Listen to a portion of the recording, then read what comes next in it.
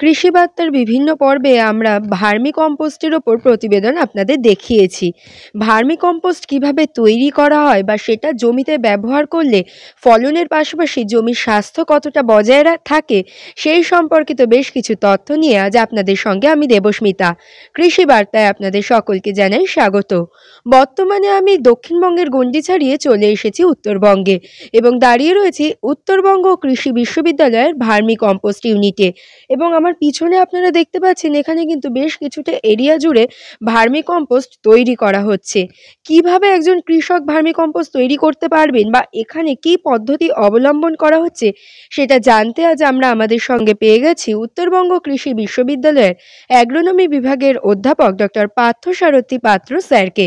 আমরা স্যারের সঙ্গে কথা বলে ভার্মি কম্পোস্ট সম্পর্কিত বেশ কিছু তথ্য শুনে নেব। আচ্ছা স্যার, আমরা দেখতে পাচ্ছি যে এখানে ভার্মি কম্পোস্ট তৈরি করা হচ্ছে, এই তৈরির পদ্ধতিটা যদি আমাদের একটু জানান। অবশ্যই। সকলকে নমস্কার। আমরা ভার্মি কম্পোস্টের বিষয়ে কিছু আপনাদের গুরুত্বপূর্ণ তথ্য দিতে চাই।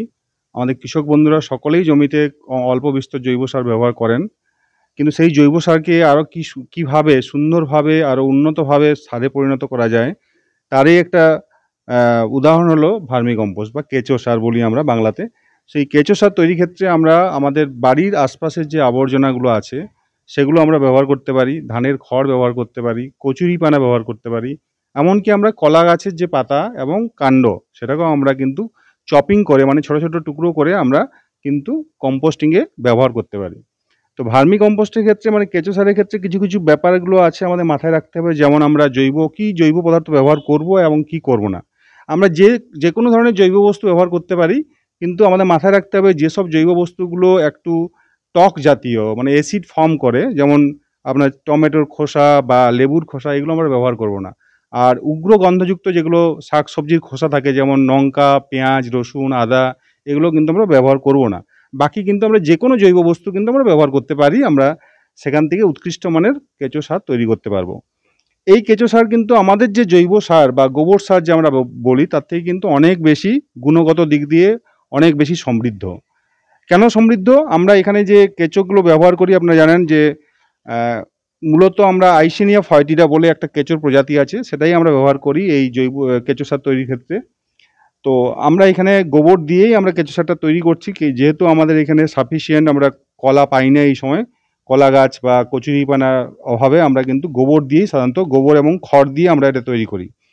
তো এক্ষেত্রে আমি বলবো অনেকগুলো প্রসেস আছে, আমরা কিন্তু মেঝের মধ্যেও করতে পারি পলিথিন সিট বিছিয়ে। তবে সবচেয়ে বেস্ট পদ্ধতি হলো আমরা যদি ট্যাঙ্ক তৈরি করি, এই ট্যাঙ্কগুলো কিন্তু পার্মানেন্ট, অনেক দিন যাবত থেকে যাবে একবার তৈরি করলে।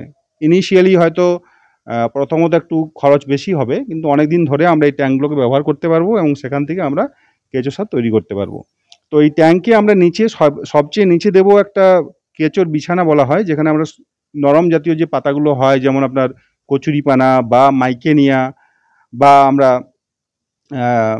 দিতে পারি, আপনার কলা গাছের পাতাও দিতে পারি, যেগুলো সব জাতীয় নরম পাতা, এগুলো আমরা কেঁচোর বেডের নিচে দেবো, যেটা কিনা কেঁচোর বিছানা হিসাবে কাজ করবে। তারপরে যে আমরা এই জৈব বস্তুগুলো আমরা পচাবো, মানে যেটা জৈব সার তৈরি করব, সেই জৈব বস্তুগুলো আমরা 9 ইঞ্চি লেয়ারে আমরা দেব। আর তারপর দেব আমরা গোবর এবং জলের সমান মিশ্রণ, মানে 5 কেজি গোবর আমরা 5 কেজি জলে মিশিয়ে তার উপরে আমরা এটা ছড়িয়ে দেবো 2 ইঞ্চির লেয়ার। এই যে লেয়ারটা আমরা দিই, এই স্তরটা হলো যাতে করে জৈব বস্তুগুলো তাড়াতাড়ি পচতে সাহায্য করবে। এবং এই ধরনের আমি লেয়ারটা দুবার করব, রিপিট করব, যাতে করে আমার যে 2 ফিট ট্যাঙ্কের যে গভীরতাটা 2 ফিট সাধারণত আমরা করি, 2 ফিটে বেশি কেন করি না তারও কিছু বৈজ্ঞানিক কারণ আছে। কারণ 2 ফিটে বেশি করলে নিচে যে খাবারগুলো থেকে যাবে সেগুলো কিন্তু কেঁচো আর খাবে না। এই জন্য আমরা 2 ফিটে এর গভীরতাটা করি, সেই জন্য আমাদের লেয়ারটাকে আবার রিপিট করতে হবে। কিন্তু আমরা কেঁচো সাথে সাথে ছাড়বো না, এটা কিন্তু মাথায় রাখতে হবে। অনেক ক্ষেত্রে চাষি বন্ধুরা অনেক ভুল করে ফেলে, ভুলবশত কেঁচো কিন্তু সাথে সাথে ছেড়ে দেন। মানে কম্পোস্ট পিট তৈরি করার সাথে সাথে কিন্তু কেঁচো আমরা ছাড়বো না, কারণ হচ্ছে কি এই সময় একটা প্রচণ্ড একটা গ্যাস তৈরি হয় এবং কম্পোস্ট পিটের মধ্যে একটা হিট তৈরি হয়, মানে কম্পোস্ট পিটের উষ্ণতা অনেকটা বেড়ে যায়। এই উষ্ণতায় অনেক সময় কেঁচো মারা যেতে পারে বলবো না, মারা যায়।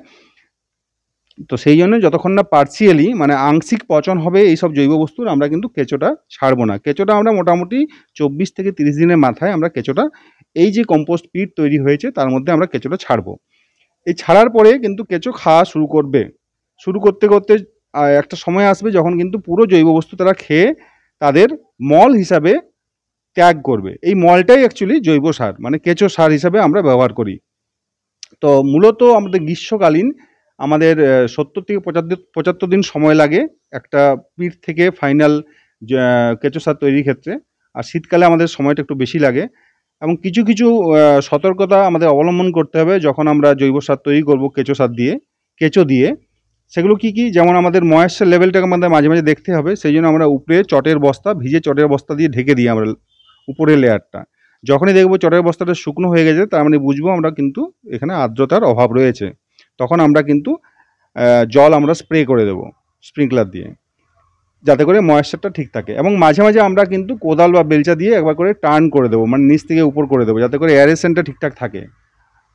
না হলে কিন্তু কেঁচো অনেক সময় মরে যেতে পারে, কারণ এইসব কেঁচোগুলো মূলত বিদেশি প্রজাতির কেঁচো ব্যবহার করা হয়। তো এইগুলো খুব দামি কেঁচো।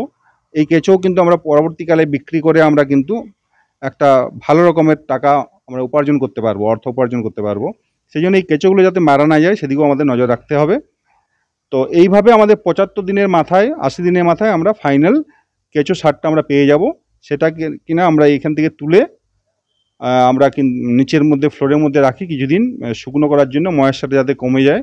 তারপর আমরা যে সিপ আছে আপনাদের দেখাতে পারি আমি, ওই সিপ দিয়ে আমরা কিন্তু এটাকে ফাইনভাবে আমরা কালেক্ট করে নিই, এবং শেষ অবস্থায় আমরা পলিথিন ব্যাগে প্যাকেট করে আমরা বাজারজাত করি। আচ্ছা, এটা তো বিশ্ববিদ্যালয়ে তৈরি হচ্ছে, এটা কি বাইরেও বিক্রি হয়? হ্যাঁ, এটা বাইরেও বিক্রি হয়। প্রয়োজন মতো বাইরে থেকে যখন কেউ আসেন আমরা তাদেরও আমরা সরবরাহ করে থাকি। তো মূলত আমাদের বিশ্ববিদ্যালয়ে অনেকটাই চাহিদা থাকে, তো আমরা খুব পরিমাণে বাইরে দিতে পারি না। তো মোটামুটি আমাদের যে পরিমাণে তৈরি হয় তার থেকে ডিমান্ড অনেক বেশি। আচ্ছা, এই ভার্মি কম্পোস্ট তৈরি কি বছরের কোনো নির্দিষ্ট সময়ে করতে হয়, বা তৈরি করতে কতদিন সময় লাগে? না, বছরে নির্দিষ্ট সময় বলে কিছু নেই। শীতকালে আমি বললাম আগে, শীতকালে একটু টাইম বেশি লাগে, যেহেতু টেম্পারেচারটা ওদের অপটিমাম লেভেলে থাকে না, মানে ওদের পছন্দ মতো তাপমাত্রা থাকে না বলেই ওরা কিন্তু খাবারটা খেতে পারে না। সেই জন্য শীতকালে টাইম একটু দেরি লাগে, আর গ্রীষ্মকালে খুব তাড়াতাড়ি পচনটা হয়, এবং আমাদের কেঁচো সারও আমরা ৭৫ থেকে ৮০ দিনের মাথায় পেয়ে যাই আমরা। আচ্ছা, মানে ভার্মি কম্পোস্ট করতে কেমন টাকা খরচ হয়, আর সেই ক্ষেত্রে একজন কৃষক যদি করেন কেমন টাকায় বিক্রি করে তিনি লাভ করতে পারবেন? ভার্মি কম্পোস্ট আমরা দেখি বাজারে অনেক সময় আমরা যখন কিনতে যাই, ভার্মি কম্পোস্ট ১৫ টাকা, ২০ টাকা, ২৫ টাকা কেজি দরেও বিক্রি হয়। প্যাকেটে করে ১ কেজির প্যাকেটে পাওয়া যায় বিভিন্ন বাজারে। ডিস্ট্রিক্ট টাউনগুলোয় মূলত পাওয়া যায়। কিন্তু আমরা ইউনিভার্সিটি, যেহেতু গভর্নমেন্ট একটা সংস্থা, আমরা ১০ টাকা কেজি হিসাবে বিক্রি করি। তো এখানে দুটো জিনিস আমাদের মাথায় রাখতে হবে। বর্তমানে জৈব চাষের যে গুরুত্ব বাড়ছে, সেক্ষেত্রে ভার্মি কম্পোস্ট বা কেঁচো সারের একটা গুরুত্বপূর্ণ ভূমিকা আছে। কারণ আমরা যে গোবর সার ব্যবহার করি তার তুলনায় ভার্মি কম্পোস্টে খাদ্যগুণ ৩ গুণ ৪ গুণেরও বেশি থাকে। তাহলে আমরা কেঁচো সার ব্যবহার করলে আমরা কিন্তু গোবর সারের তুলনায় ৩ গুণ বা ৪ গুণ কম দিলেই আমাদের কাজটা হবে। এবং আমাদের বাড়িতে যেগুলো আবর্জনা আছে বাড়ির চারপাশে, সেগুলো দিয়েই কিন্তু আমরা ভালো উৎকৃষ্ট মানের জৈব সার, মানে কেঁচো সার তৈরি করতে পারি। তাহলে কেঁচো সার তৈরির ক্ষেত্রে আমাদের দুটো পারপাস সার্ভ হচ্ছে। একটা হচ্ছে আমাদের বাড়ির চারপাশটা পরিষ্কার থাকছে, সাথে সাথে আমাদের জমির যে উর্বরতা, জমির স্বাস্থ্য, মাটির স্বাস্থ্য, সেটাও বজায় থাকবে। আচ্ছা, বর্তমানে তো আমরা দেখতে পাই কৃষকরা জৈব চাষ খুব একটা করতে চান না। সেখানে দাঁড়িয়ে ভার্মি কম্পোস্টে চাষ করে তারা লাভবান হতে পারছেন, বা উত্তরবঙ্গের কৃষকদের মধ্যে এই ভার্মি কম্পোস্ট ব্যবহার করে চাষের ইচ্ছা কতটা দেখতে পান? হ্যাঁ, আপনার কথা ঠিকই আছে। যেমন ধরুন, যেগুলো আমাদের খাদ্যশস্য আমরা যেগুলো ব্যবহার করি, ধান বা গম বা ভুট্টা, এদের ক্ষেত্রে কিন্তু আমরা জৈবতে যেতে পারি না। কারণ যেখানে আমাদের পরিমাণটা বেশি লাগবে, সেক্ষেত্রে জৈব চাষ করলে আমাদের ফুডের ক্রাইসিস তৈরি হতে পারে। তো সেক্ষেত্রে জৈব চাষটা আমি কখনোই বলব না করার জন্য। কিন্তু যেসব শস্য, ধরুন মশলা জাতীয় শস্য আছে, হলুদ, লঙ্কা, জিরা, আদা, এগুলো কিন্তু পরিমাণে কম লাগে। এদের ক্ষেত্রে কোয়ালিটিটাই ইম্পর্ট্যান্ট, কোয়ান্টিটিটা ইম্পর্ট্যান্ট না। তো সেক্ষেত্রে আমরা জৈব চাষের দিকে যেতেই পারি। আপনারা জানেন হয়তো, দার্জিলিংয়ে যে টি গার্ডেনগুলো আছে, সবাই কিন্তু এখন জৈব চাষ পদ্ধতিতে তারা চাষ করে থাকে। তো সেক্ষেত্রে তারা বাজার দর কিন্তু অনেক বেশি পায়। আমাদের যে ডুয়ার্স চা বা আপনাদের আসাম যে চাগুলো আছে, তার থেকে দাম অনেক বেশি পান। যদিও ফলন অনেকটাই কম হয়, কিন্তু দাম বেশি পাওয়ার ফলে তাদের কিন্তু কোনো ধরনের লসের সম্মুখীন হতে হয় না। আপনারা শুনে নিলেন, সঠিক পদ্ধতিতে সঠিক পরামর্শ মেনে যদি জৈব চাষ করা যায় তবে কিন্তু কৃষক এখান থেকেও ভালো পরিমাণ লাভ পেতে পারেন। এবং এই ভার্মি কম্পোস্ট জমিতে ব্যবহারের ফলে একদিকে যেমন জমির স্বাস্থ্য বজায় থাকে, তেমনি অন্যদিকে ফলনও কিন্তু হয় বেশ ভালোই। তাই আপনারাও যারা ভাবছেন আপনাদের নিজেদের জমিতে জৈব সার বা ভার্মি কম্পোস্ট এগুলো ব্যবহার করবেন, তবে কিন্তু অবশ্যই সঠিক পরামর্শ নিয়ে তবে এই ধরনের চাষে এগিয়ে আসুন। এবং সঠিক পরামর্শ নিতে অবশ্যই কৃষি দপ্তর, উদ্যান পালন দপ্তর, কৃষি বিজ্ঞান কেন্দ্র এবং কৃষি বিশ্ববিদ্যালয়ে যোগাযোগ করে এগিয়ে আসলে আপনারাও লাভবান হবেন বলে আমরা আশা রাখছি। এরকম আরও নতুন নতুন তথ্য জানতে অবশ্যই আমাদের কৃষি বার্তা চ্যানেলটিকে সাবস্ক্রাইব করে বেল আইকনটি প্রেস করে রাখুন, যাতে সবার প্রথমে নোটিফিকেশনটি আপনার কাছেই পৌঁছে যায়। নমস্কার।